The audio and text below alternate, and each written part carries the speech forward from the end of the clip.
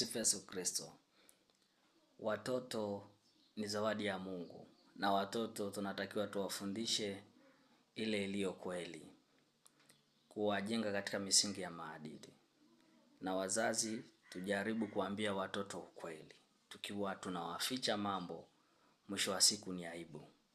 Chukulia mfano, kuna baba mmoja katika kukaa kwa bahati mbaya, akakaa vibaya, basi nyeti zikawa nje. Mtoto wake kaja kumuuliza kwamba baba, hiki hapa ni kinini? Babake kwa upole tu akamwambia, mwanangu, hii ni heshima, kwa unatakiwa uwe na heshima. Basi mtoto akaondoka nalo, na yule mtoto alikuwa ni wa kiume.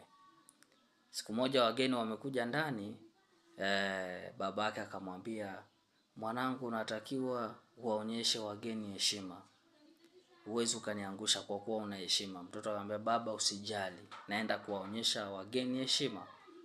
Kafika kwa wageni ni kuvua nguo, ni kuwaonyesha wageni nyeti zake.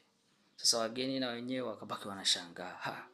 Sasa mtoto akamwambia, mnashangaa nini? Hii heshima yangu ni ndogo, lakini babangu ana heshima kubwa kuliko hata ya kwangu.